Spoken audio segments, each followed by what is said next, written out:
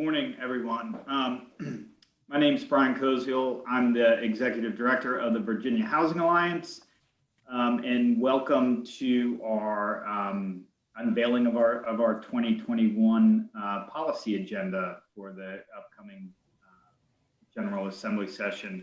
Go ahead and give just a minute or two for folks to join, so we will get started promptly at 10:02.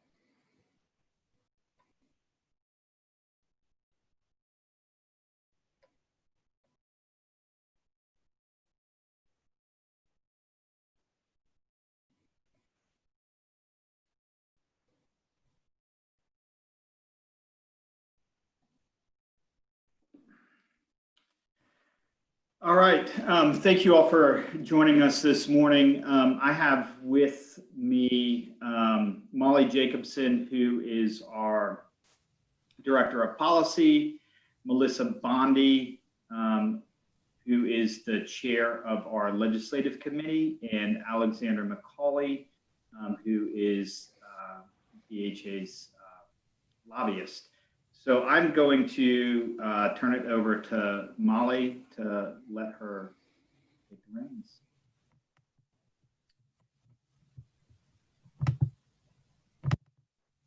All right.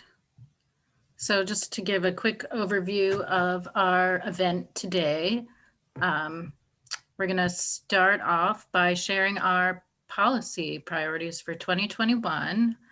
I'll walk through those and have my colleagues chime in as if I miss anything. And then we'll go on to what to expect for the session presented by Alexander. And then we'll go through ways you can support VHA's advocacy during session. And then we'll finish with any questions, though we will pause for questions throughout presentation of each of our policies.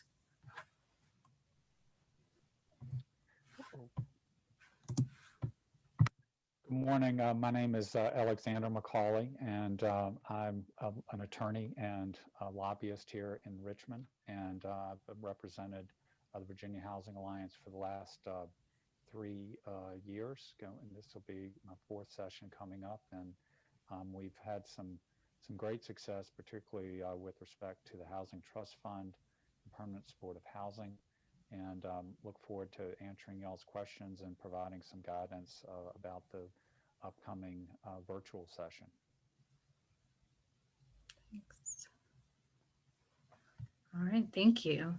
So yeah, for 2021, we have 4 kind of main priorities that we're going to be focused on. I did include a hyperlink to our legislative agenda, the document with all of the descriptions. So we have 3 kind of budgetary legislative items. As Alexander alluded to, we will be focusing on the Virginia Housing Trust Fund. We saw during the 2020 session some increases to that funding source, which were then unallotted and during the special session. And then we got some gains. We got $55 million during the special session allocated for FY21. So during this upcoming session, our plan is to maintain funding for FY22 and push for increases if that seems feasible. Then for permanent supportive housing, again, we saw increases during the 2020 session, and then the special session saw some of those funds unallotted. and then some funding reallotted. So we'll be pushing for 2020 level funding during this session. And then our third priority is the state opportunity tax credit. I'm not sure if you've all heard about this. I'm sure a lot of you have, but this is kind of like a state equivalent of the federal low-income housing tax credit. And in 2020, the General Assembly passed legislation asking for a stakeholder group to plan what a state credit might look like. So our hope for the 2021 session is to support that implementation of a program at the state level.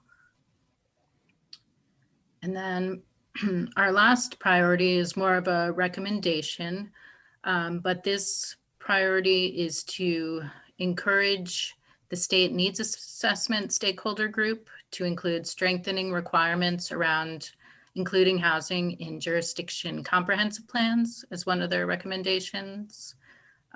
As it stands currently in the code, it says that jurisdictions need to create a housing plan, but not every jurisdiction is doing this. So we felt making this recommendation through that needs assessment stakeholder process would be the first step to encouraging all jurisdictions to prioritize housing. So I guess I will stop to see if there are any questions.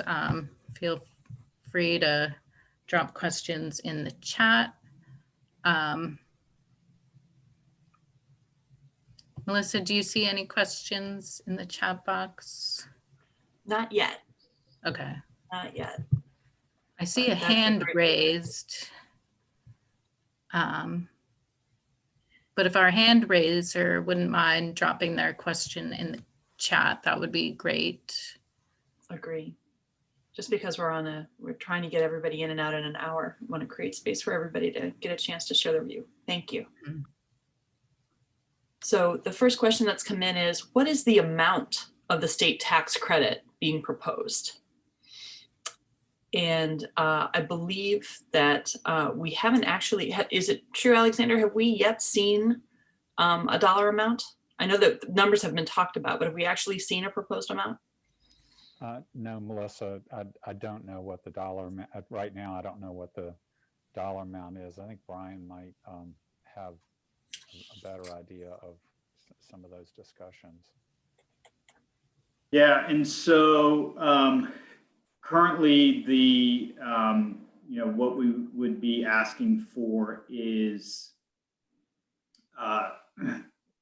basically to mirror the federal allocation at the state level. So approximately $23 million a year. And the way these credits work is they are an annual credit that rolls over a 10-year period. So we would be looking at 23 million a year cumulatively. So 23 million the first year, 46 million the second year, 69 million up to 230 million in year 10. You kind of faded out there, Brian, at the end. Sorry, That sounds a lot better. Thank you, Brian. And also, Alexander, there's a request also for you, if you can be either closer to the mic or something like that, that could be helpful. We now have a bunch of questions coming in. Thank you, everyone, for submitting your questions. Brian, do you want to finish off with the last piece you were saying about the state credit, and then we can turn to some of the other questions? Sure. So I was just saying, it's up to about 23 or $230 million a year in tax credits. Right. That's right. Is it 23 million a year for 10 years? Gets us to 230. Is that right? That's correct. Perfect. Thank you very much. So we have a couple of other questions. Let me just run through them in the order in which they were posted. The next question is, what is the Housing Trust Fund and who is eligible? I'm happy to help speak to that if you want me to get started. The Housing Trust Fund is a pool of resources created by and funded by the Commonwealth of Virginia to help support the preservation and construction of housing that meets affordability requirements, as well as providing additional resources in other parts through pools, such as helping persons who are homeless, helping persons who may have intellectual or physical disabilities and need supportive services, things like that. The fund is allocated competitively through an annual allocation process. So nonprofit and mission-minded developers who are looking to get additional resources from the Commonwealth will apply with a list of what their projects are, what will be included, what the costs are, what's being requested from the state, et cetera. And then there's an annual competitive process for the vast majority of those trust fund dollars. So the State Finance Agency, which is known as, Virginia Housing. Thank you. It's like Virginia Housing, yes. I still think of them as VHDA, forgive me. Anyway, they manage that program every year. And if you go onto their website, you can learn more information about the trust fund. The way our system is set up here, I'm not able to post into the chat to reach everybody, but just searching for Virginia Housing Trust Fund will give you more information about who's eligible and how to participate. The next question is, are there any efforts to require developers to set aside affordable housing units with each new development? This seems so important, especially in Richmond with so much growth on the horizon. So I think it's a question about requiring across the entire state for what we would call inclusionary housing or required committed affordable housing. And would anybody else like to take that one? Well, I think first off, can y'all hear me better? I turned up Yes. my mic. Okay. Thank you. That sounds great. If I need to adjust it some more, just put something in the chat. Yes, there've been a number of bills over the years on this topic, and I think VHA has supported them. I mean, there's nuances on each one. I can't say in my recollection that it's ever been a tier 1 priority for us, but my feeling is that in certain cases we've certainly supported them and provided some lobbying backup for the primary advocates for those bills. And just to kind of back up a little bit, VHA obviously covers a lot of ground, and so we have a tier system for our legislative priorities. Tier 1 is, bills that we are originating ourselves, or that are such importance to us that Brian and Molly and Melissa send me forth and say, we really want to pass this or defeat this, and want you to focus most of your time on it.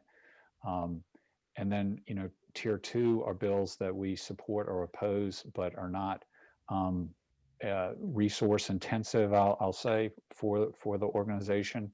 And there's some ranking that goes on within tier 2, where they're kind of in that gray area where we do, and tier 2, we try to testify, before committees. We try to, in certain instances, put out action alerts. We try to send letters to legislators saying that we support or oppose.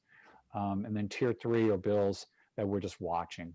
And sometimes bills will move from tier 3 to tier 2 and vice versa. But we just, we try to do some organization, because, there's probably 50 bills addressing affordable housing and housing development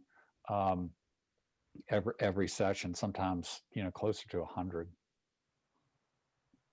Great. Thank you so much. Go ahead. So just to circle back on the question, I'm trying to scroll back up to find it about. It was from Christine Elwell, and regarding the requirements for affordable housing units in each new development. So Christine, totally agree. There was a bill passed last session that just went into effect in July of this year that allows jurisdictions to include an affordable dwelling unit ordinance, a voluntary program. And so our position is that the appetite for moving to a mandatory ADU stance would not succeed because the ability for any jurisdiction to include an affordable dwelling unit ordinance just passed, and legislators would want to see how that is going to play out. We already know that there is talk in Central Virginia of counties researching what that would look like. I know that, Richmond particularly has had a really ineffective one that I think has only been used once or twice. I know that there are some additional jurisdictions in Northern Virginia that are looking at that. So I think our position is to give it a year to see how this voluntary process works, and then reassess next year. Brian, if it's all right, I'm going to transition to the next question, and I'm going to follow up on what you just said to answer this question and Christine's as well, just to supplement what you said. Mary asked if we'll be encouraging mobile home parks and affordable housing comprehensive plans, and then mentions that there is such a bill in one locality. And on the mobile home parks, I would say we do not have that on our agenda for 2021 for the upcoming General Assembly session. But as we touched on just briefly, kicking off this month is the Commonwealth's State Housing Needs Assessment. There's an advisory group. Bob Adams with Housing Forward Virginia is a consultant helping to support the two state agencies that are leading the housing needs assessment. And what that will be is a study of the existing conditions across the Commonwealth for what is their existing housing stock, what is our housing stock by income level, what is our housing stock by demographics, what are our needs now, what are our projected needs, and then how do those fit with the plans, programs, policies, and dollars, the resources that are anticipated, to try to look at what might be needed to help fill gaps, what might be needed to double down in certain areas. I would suggest that one good place to make recommendations about how we plan our current and future housing needs across the Commonwealth would be by engaging with a housing needs assessment and also making suggestions. They will do, public engagement. There will be opportunities for folks to provide comments, no different than VHA's recommendation, which is still here on Molly's slide.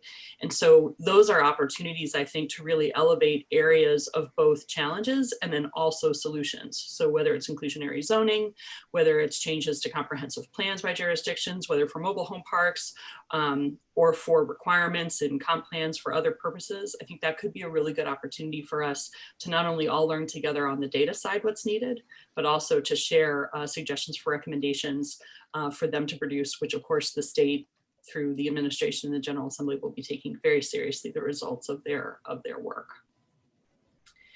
Our next question from Jerry is, how might we mobilize to increase money for the Housing Trust Fund?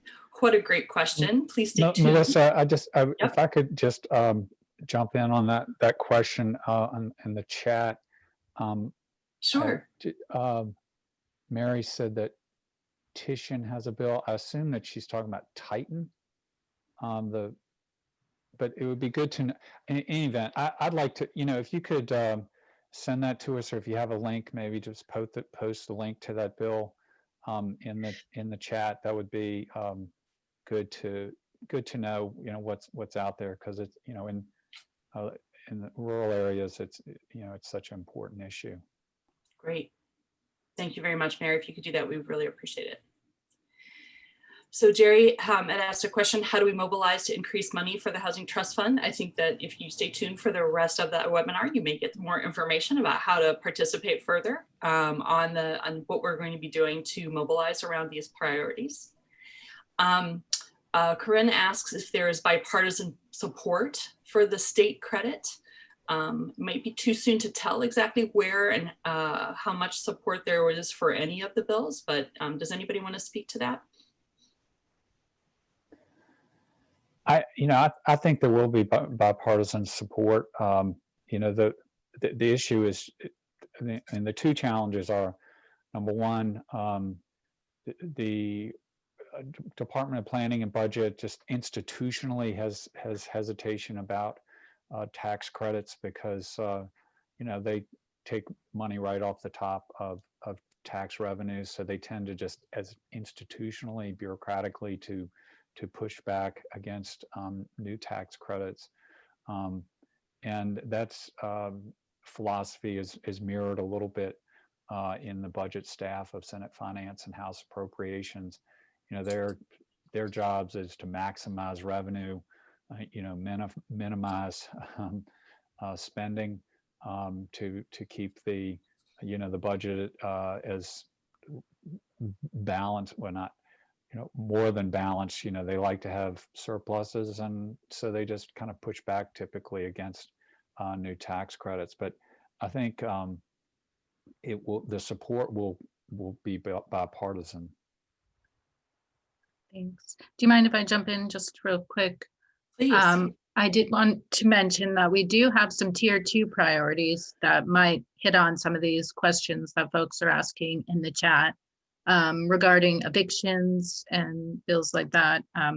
We are not taking the lead on some of those. Our partner VPLC is leading on evictions, so be sure to tune into their website and follow them. We also are doing some work on energy efficiency with the Virginia Multifamily Energy Efficiency Coalition. So stay tuned for that, as well as VPLC and Home are going to be doing some legislation on foreclosure protections. So we'll be supporting on that. And then the home builders are working on tax exemption for affordable housing. This is a bill that's returning from last year, or was carried over, I believe. So we'll be following that. And then our last second tier item is broadband access and affordability, which the governor has a task force that I will be drafting and presenting some legislation in 2021. I also wanted to bring some attention to Erica's comment. HD Advisors Housing Virginia is implementing the state needs assessment report. So they have a link for for anyone who utilizes DHCD or Virginia housing programs to take a survey, and this will provide input for that state housing needs assessment report. So. And lastly, I just wanted to say we came to these priorities through our conversation with, we did host a forum earlier this summer to hear from the public about thoughts about priorities that they were seeing. And we really talked through these with our legislative committee to kind of establish what seemed feasible for us and what seemed most urgent. All right, and I'll turn it back to you with the questions, Melissa. Sure, and let me just take a quick moment. Thank you for covering so many of those important points, Molly. We do have some more questions here specifically, and I'm happy to continue to go through them, but I also just wanted to check based on the agenda, does it make sense for us to go over anything else on the second tier priorities or anything like that before just continuing with the questions? Or would you like me to keep going through the questions? Did we cover everything that we wanted to cover in terms of what we wanted to share proactively? Yes, I think so. I don't know if we want to come back to questions toward the end, kind of finish our slide presentation. We can do it either way as you wish. I do want to make sure we get a chance to answer folks' questions on how they can get involved and things like that. But there are a couple more. Maybe we can do a couple more, and then if folks are comfortable, then maybe we'll move on to some other of the content, and then we can go to additional questions toward the end if we need to. I'll just take a couple Sure. more, because people have asked some really good ones. There are a couple of questions about going back to Delegate Torian's bill, and then also there's one from Senator Surville requiring a certain amount of affordable housing near metro stations. And other folks can correct me, but I think that those bills that are being initiated by individual members are ones that we're, all of us, everyone who participates within VHA's legislative committee, everybody who participates really in the legislative session, you know, across the Commonwealth, we're going to need to see all the bills that are filed. We're going to need to take a look at everything. Some things will be really positive. Some things may actually, you know, relate to housing, but not in the way that we want them to. So we have our proactive agenda, which you see on the screen. Those are the things that we know that VHA is going to be prioritizing and mobilizing around. But we'll monitor and track all bills. We have the great capacity of Alexander. We have a lot of experts who participate in our legislative committee who are members of VHA. To help keep track of everything that's kind of in play, whether it's on the budget side or on the legislative side. And our legislative committee will meet frequently in order to review and to see not only what's been filed, you know, positive or otherwise, but also, you know, what may have legs, what actually may have momentum or could really use support because, you know, we might be able to get support in committee if there are just enough advocates helping to support it.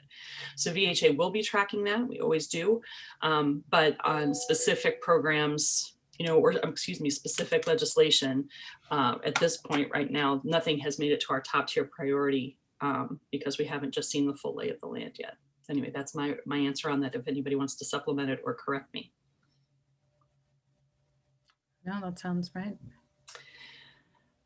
Question, what opportunity do we have to expand beyond the 2020 baseline for PSH? I know we're expecting it to be a tough budget conversation because of COVID-19. Alexander, would you like to talk at all about any opportunities to expand baseline budget numbers for housing?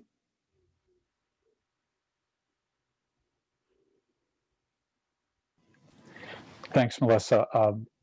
I do think there's going to be some room to improve the baseline, particularly, you know, around housing. You know, there's I think a great awareness amongst the policymakers that you know, people's you know, in terms of their shelter are hanging by a thread. In particular, with respect to permanent supportive housing, you know, we have the censuses in the various state institutions for persons with mental illness, with persons with intellectual disabilities are, you know, they're all at 100, 102, 105%, and permanent supportive housing is, you know, directly alleviates those census numbers. So I do think that they will be receptive to budget amendments that, you know, will come from Virginia Housing Alliance and from National Alliance on Mental Illness, which I also represent, to increase funding in these areas. I know NAMI is also going to be pushing for more money for discharge assistance planning. There's quite a bit of money allocated for that pre-COVID. Some of it got recovered, but, you know, discharge assistance planning works kind of hand in glove with permanent supportive housing. And so I do, you know, there's not, you know, tens of billions lying around unallocated, but I do expect that when the governor makes his budget presentation on next Wednesday, that there will be some opportunities for the General Assembly to improve in some areas, and he will give them some leeway to do that. It might, you know, be on the order of, you know, tens of millions. We'll see. Fantastic, thank you. So I'm gonna take just one more question, I think. Not that the questions in the chat will not be answered, but maybe we could do those a little bit later in the conversation. But Jeannie asks if there will be any efforts to tighten some of the source of income discrimination landlord evaders over fair that violate fair housing protections, saying that there are some owners who are evading their source of income discrimination protection requirements by raising their minimum incomes so that voucher holders cannot qualify to rent.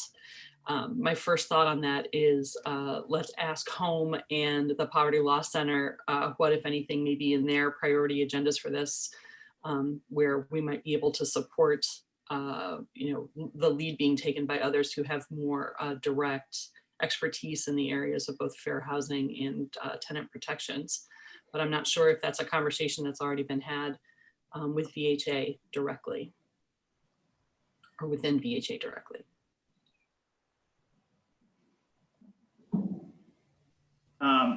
Yeah, so I mean, it's been, it's certainly an issue that we're aware of and has been, relayed to us. I think that there are several avenues through which those protections can be strengthened, right? And I think with the vast majority of civil rights-based legislation, legislation is the first step, and then litigation usually swiftly follows. And so I think that, that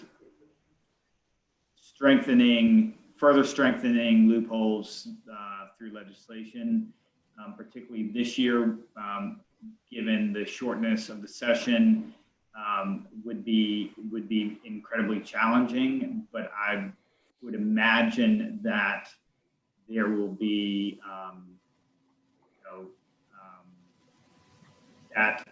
that this issue would most likely be resolved via the court system.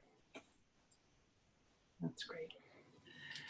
So given that we're at 10:30, how about if I turn things back over to Molly? I'm making notes here on the questions we haven't yet gotten to so that we can get back to them after we kind of go through some of the process stuff and how VHA will be operating during this session. Thank you everybody so much for your questions, and I'll turn it back over to Molly. Thank you guys so much for your responses. All right, thank you, Melissa. So I will move on with our slide. We're gonna go on to what to expect for the session. So I will turn it to Alexander, who will give us some insight. And then for this last bullet, we'll kind of hear from all of our panelists about experiences with the legislative process being virtual. Great. So before I get into exactly what to expect in the virtual session, I wanted to just sort of as a baseline tell everybody about I think a really great website that just aggregates so much key information about our General Assembly and elections and so forth. So can I share my screen, Molly? Would that be possible? I think so. Okay. And so this what this website is called, can everybody see that? Mm-hmm. Okay. This is called vpap.org. And it's one thing I think is important as advocates, we sort of understand what the lay of the land is here in Virginia. So if you click on the menu there and go to elections and over here to, let's just say, the state Senate. This is a map of Virginia by partisan breakdown. Pretty, I think it's pretty interesting to see.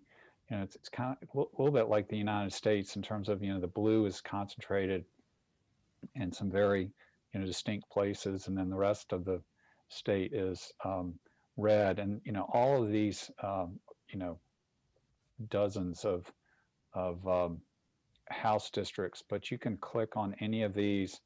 This is the Senate, Janet Howe up there, and then you can get election results in her district, historical data here, precinct down to specific precincts. So, I think as advocates, one of the first things that we should do is, know our legislators. And this is a great place to, learn about your legislator. And, one thing that I like, and I'll just click over here to the House of Delegates map, and you see even, more concentration of blue in Northern Virginia here, Richmond, Tidewater. We've obviously got one couple of House districts down here, but otherwise, here's Blacksburg. This is I'm sorry, Chris Hurst here in Blacksburg. So this is a great place for y'all to start in terms of getting to know who your legislator is. Now, the other thing that I think is really good here, I'm just going to touch on a couple of key points that I like about this, is going to General Assembly. And this citizens guide down here, I think is excellent. Now, a lot of this stuff talks about, it's not based on a virtual legislature, but it's very, some of it doesn't change even when we're in a virtual situation.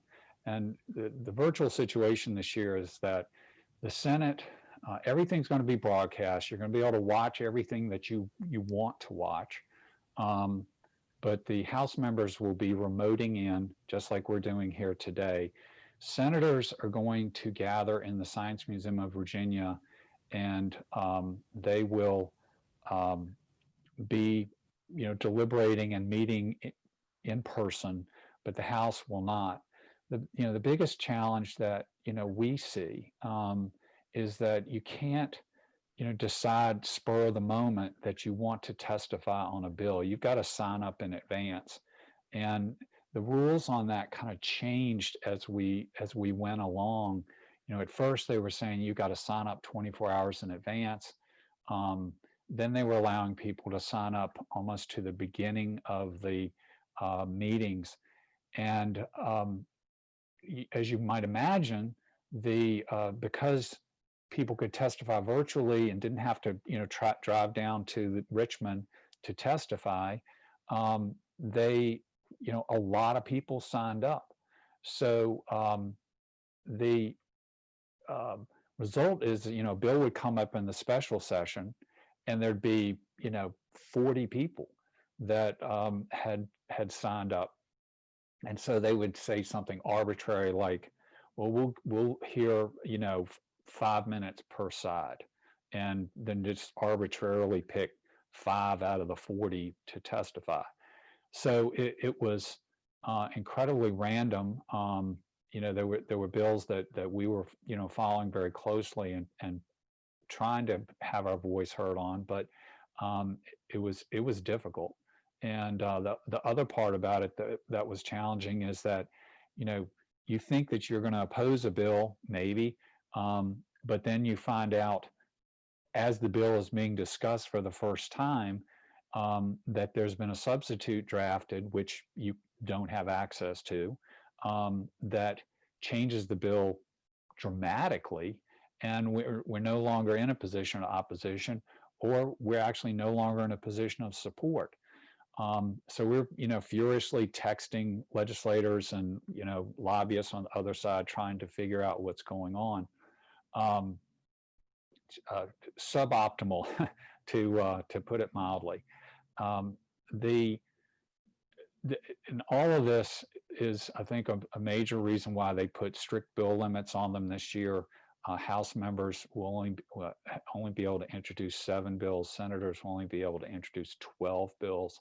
And that's an unprecedented restriction on the number of bills.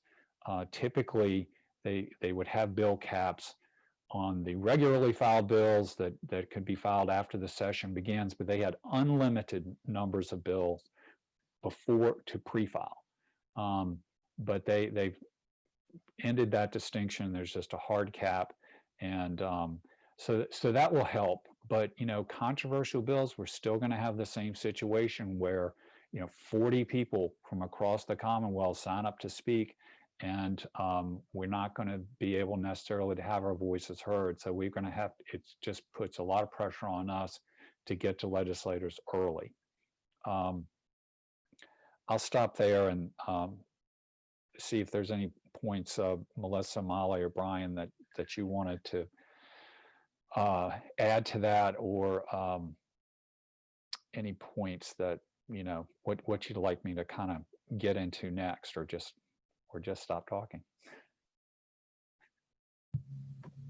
Sure. I guess one of the items was when will the session begin? How long?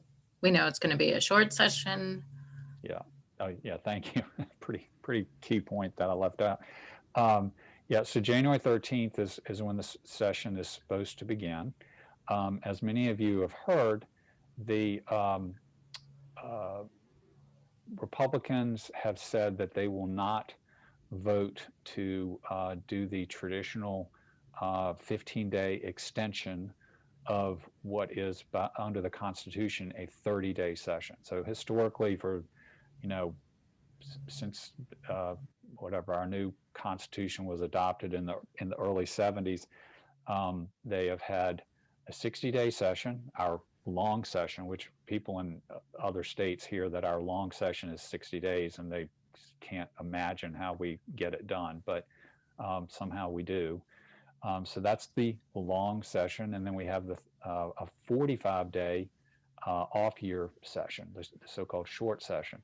Now the Republicans have said they're not going to support the 15-day extension, so that means, as a practical matter, the regular session is going to be 30 days. Now, here's where it gets a little complicated. The Democrats' counter move is to adjourn the regular session early and start a special session, which will have an indefinite length to it. And, you saw that with the special session in August that was supposed to be for 2 weeks and ended up being something like 85 days. So special sessions have no, termination. They can go as long as the legislators by a majority vote want them to go. So one thing we may see is that they come into regular session, they do a few things that they have to do, like confirm some gubernatorial appointments, and then they adjourn the regular session, and then the next day they start a special session. And then it gets very annoying, because any bills that were filed in the regular session that didn't get voted through in the regular session are going to have to be refiled in the special session. So fun times. And then in terms of what you all, I guess the three of you, are predicting or have experienced, like we just had a special session, and that was our virtual, our test drive of virtual session. And so what were some things that were learned during that time that we'll expect to go through again this upcoming session?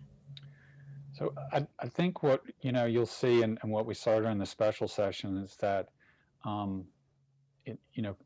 complex bills, unless they've got a great deal of political capital behind them, will fall by the wayside. I give you an example. The Marcus Alert Bill, which requires local governments to set up structures to respond to persons who are in a mental health crisis, and there's a public safety element, and then there's a mental health crisis element. It was enormously complicated. It was, of course, directly relevant to some of these police homicides, and so there was a lot of political momentum behind it, but it had a huge price tag. it kept failing, being brought up and pushed forward by Delegate Bourne and other advocates. And so, but, absent that, I think where there's tremendous political capital behind an issue and a very dedicated and savvy patron, I think a lot of complicated bills are just not going to move. The only thing that I'll add, and this is true whether or not we're in a socially distanced environment, is that when it comes to the final negotiations between the House and the Senate money committees, the lead appropriators on the budget, it's very, very hard for anybody, certainly members of the public, certainly advocates, to really follow what's being negotiated, what's being compromised, what's being offered and rescinded, to what becomes the final budget document. And some of us who've been around a while remember when we've had really contentious budgets and extremely long, tortured sessions trying to get to yes before July 1. But even when there's a budget deal that's hammered out in a session that doesn't go to incredibly extended sessions, it's often really hard to know what will be in the final amounts until they're done. So anyway, so I know we have as our priorities include a lot of requests when it comes to appropriations, when it comes to budgeting, and we'll get a sense of how things are going. But we always find out with everybody else when it's announced kind of how things shook out. So that was my only other comment. And I think Brian is probably about to do this, or I didn't see a response from Alfonso Lopez, who made a very good point that acres don't vote. Thank you, Alfonso.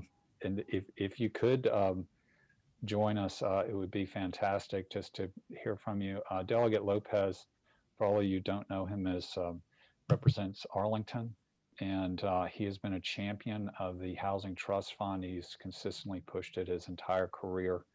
And we are always grateful to work with him and to have his support. Thank you. I really do appreciate it. I wasn't expecting to speak, but in this special time that we're in, I heard a bunch of the questions about whether or not we were going to be able to possibly increase funding for the Affordable Housing Trust Fund. I know that I will be asking for considerably more money for the trust fund, as well as for other eviction prevention programs. And we know that with the programs that were put in over the summer, we've gone from 90-10 in terms of the gap funding, 90% to 10% homelessness prevention in the Affordable Housing Trust Fund, around 60-40. 60% gap funding, 40% for eviction prevention, homelessness prevention. And that's completely appropriate in considering the pandemic, considering the times we're in. But because of that, I'm asking for considerably more funding to be appropriated this year. And I appreciate your support and so many other groups' support of that effort. I think the Affordable Housing Trust Fund is a fine vehicle for addressing that, but there are two distinct needs here. And the most immediate need, of course, is preventing eviction, preventing homelessness. But then also we do need to continue the intent of the Affordable Housing Trust Fund, the original intent, which was to provide that gap funding to create more affordable housing across the Commonwealth.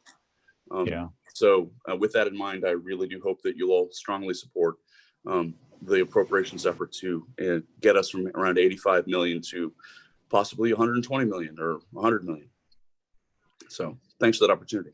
Sure. Alfonso, can you talk a little bit, just your perspective on during virtual session when, what's the most effective way for, your constituents to communicate to you their positions on bills as they come up and, nearing votes and so forth? I think that would be really helpful, based on your experience from the special session.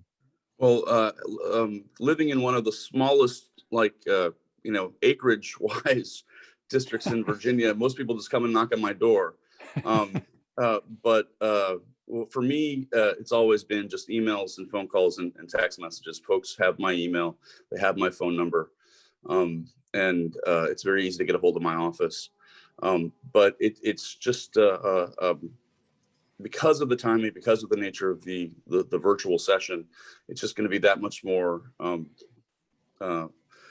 technology focused. And so we're going to be staying on top of all of our social media, on top of all of our text messaging.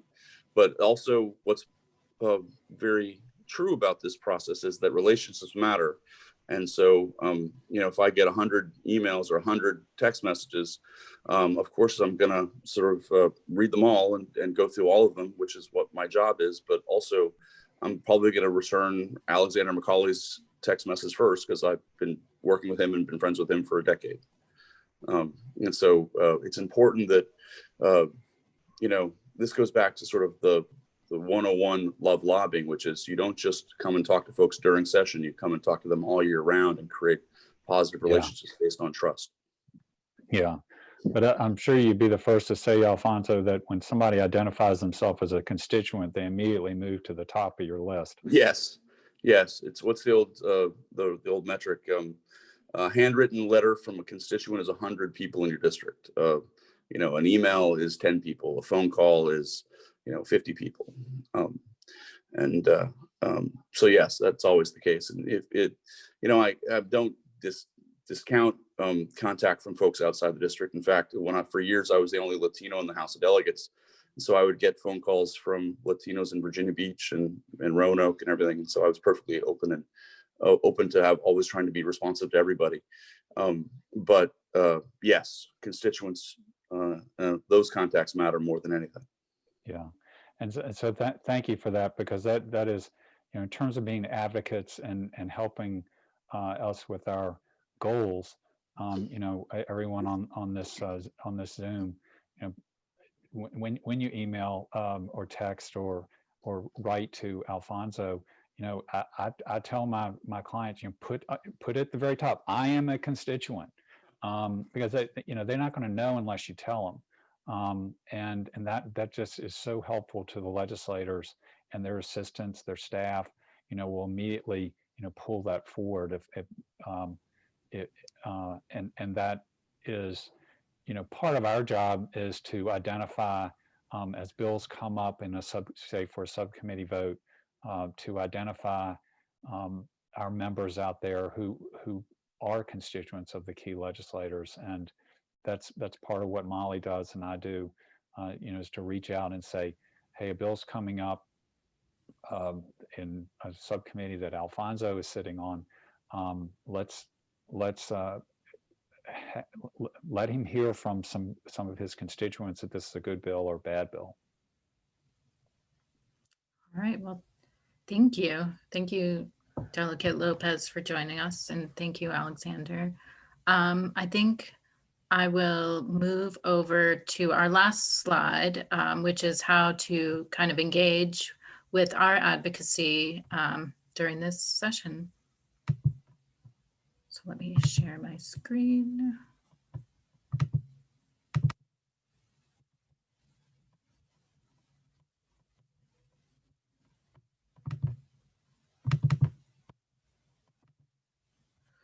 All right, so some things you can do during the session to push or to be an advocate. We will be sending out action alerts through Virginia Housing Alliance. You can sign up on our, we have an Action Center website at vahousingaction.com, where you can see what we're advocating for and to sign up for action alerts. You can participate in our social media campaigns. We did do one during the special session to advocate for maintaining funding that was allocated in the 2020 session. So we'll probably be doing similar things during the regular session. So follow us at VA Housing Alliance on Twitter. We'll be having a state lobby week coming up during session. And then if you're new to advocacy, new to engaging with the legislative process, I'd encourage you to check out this 101 advocacy presentation that a subcommittee of Virginia Housing Alliance's legislative committee put together. So Yeah, and I guess we can turn it back for more questions. That's To great. discuss. Thank you so much. I was going to try to start answering some in chat in case we ran out of time, because there's so much good content that we have prepared and that people have asked about. So moving back up to the questions that had not yet been answered, there was a question about looking at more real estate tax relief or other forms of making actual projects more affordable to produce. So things like pilots, partial abatements, tax stabilization agreements to support affordable housing in Virginia. Would anybody like to take that one first?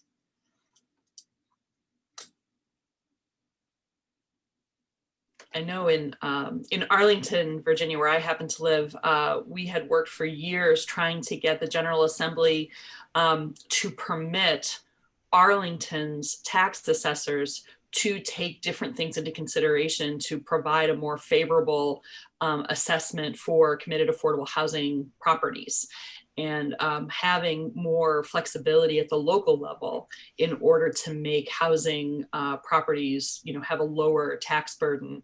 And we wrestled for quite a long time to get any kind of support. The state tax assessment office was not particularly interested at the time when we were really trying to push for it.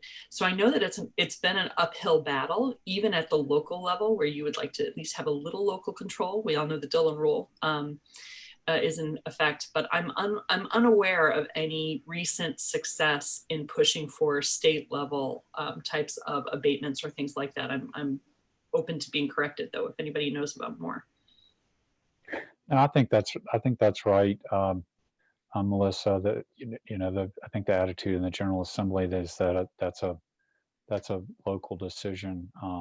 It's interesting. Very early in my career, I worked on a bill to allow localities to have split tax rates, where they could tax improvements separately from the underlying real estate. And this was a long time ago. But in general, there's not I think a appetite to mandate that. There's plenty of support to give localities the option to do it, but to mandate it or to actually put state dollars into it, I have not seen much of that. But there are other advocates who may know better than I. Yep. Thank you. So I'm going to answer a quick question that was asked about converting the HUD budget for home ownership. Let's see. Other questions that had come forward. We talked about the Virginia Housing Alliance Action Center online to track bills. There was a question about designating part of HUD's budget to support home ownership, and I think that might be a question for our next federal administration.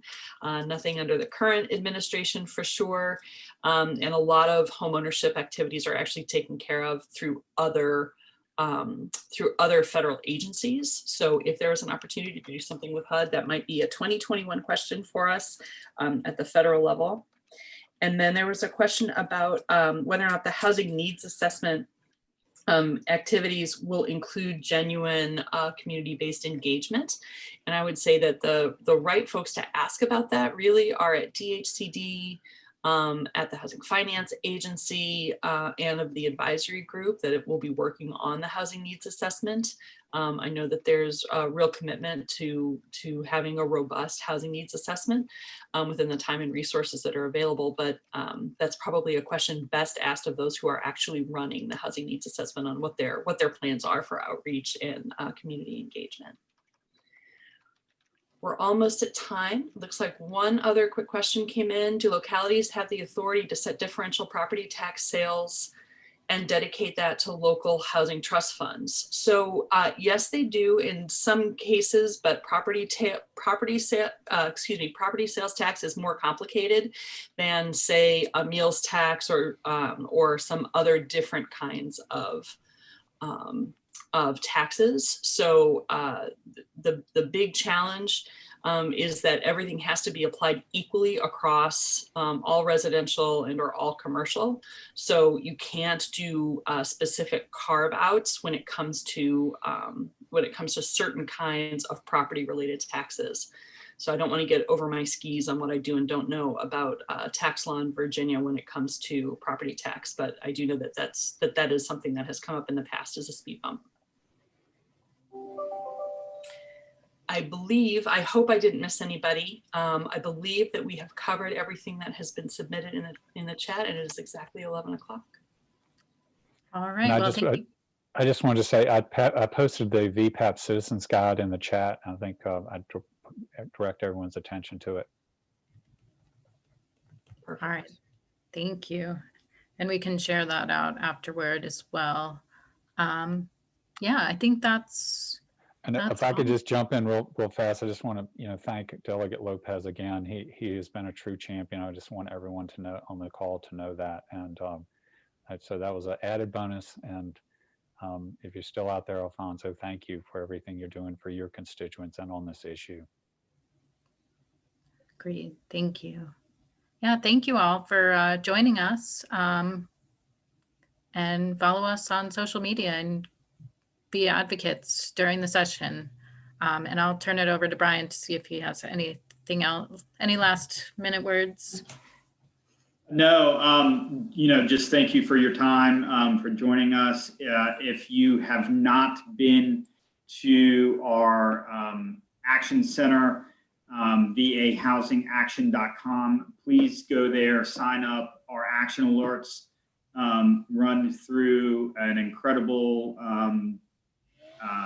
digital advocacy organization here in Richmond called Muster. They're super easy to use. Once you're in, you're in. It's like one click. You can send customizable emails. We'll provide all the heavy content and lift. And that's a super effective way to get in touch with your legislators and help us out to advance affordable housing. Beyond that, again, just thank you and look forward to a successful GA session. All right, thank you.